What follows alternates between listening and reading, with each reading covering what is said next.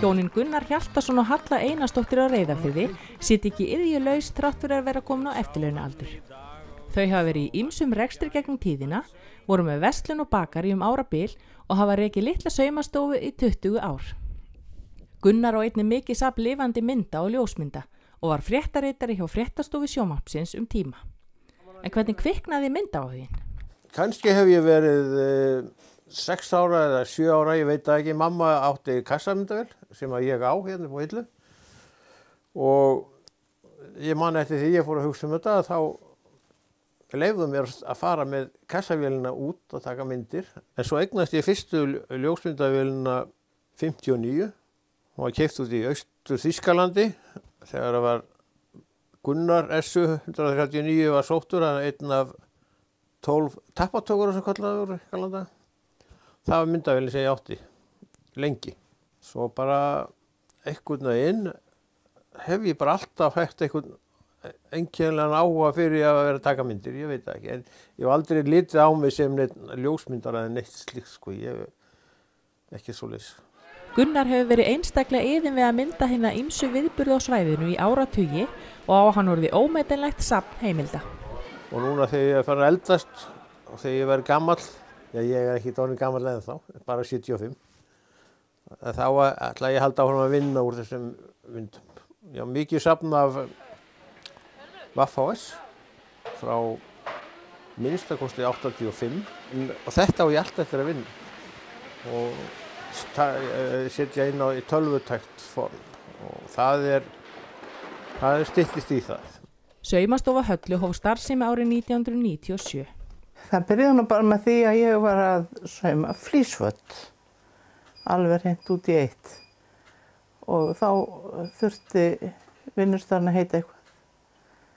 Svo sem ég bara, við ákváðum það, þetta héti Saumastofa Höllu. Það var bara, sitjum við hér dag og nætur. Gunnar sneið og ég saumaði og ég merkti þá á litlu vélina. En þá gekk það nú ekki til lengdar því að þetta var það mikið.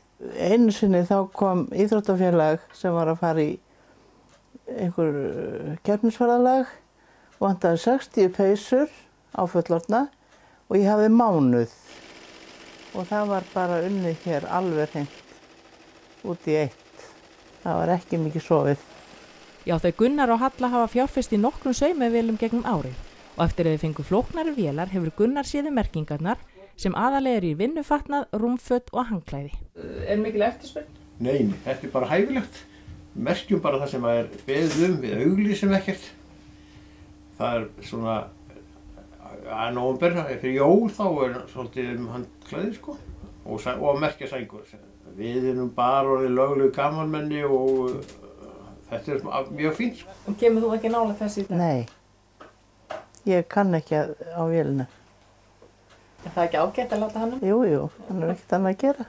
Ég er nú bara að leika mér hérna í bútasaum og svona ýmsu, það sem ég finnst gaman, prjóna dálítið. Gunnar segir opinbera heimsókn frú Vigdísar Finnbogadóttur, þáverandi forseta, það eftirminnilegasta sem hann hefur myndað. Þá elti ég hana hérna, alveg á fullu og á töluvert mikið frá þeim tíma. Var það ekkert mál að fá að elta forsetan eins og skuggi? Ég gerði það bara. Ég fekk, það var náttúrulega, maður þurfti bara að vera duglegur að fylgja eftir.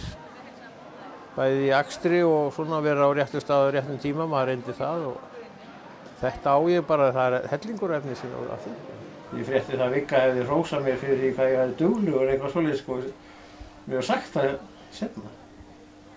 En fannst ég vera ansi duglegur myndatökumaður, eitthvað svoleiðis. En hvaða gildi telur Gunnar slíkt safn mynda og myndbanda hafa? Stundum finnst mér að það þyrfti einhver einn aðili eins og í Fjarðabyggð til dæmis að halda utan þetta að safna þessi, þetta allavega að tryggja það að þetta glatist ekki, því það er góður möguleiki að þetta glatist, sko. En þetta eru ómetanlegar minjar? Já, það verður náttúrulega kannski helst að vera fyrst að gera það þannig að fá bara efni til varðveislu, svo það verður ekki neitt annað.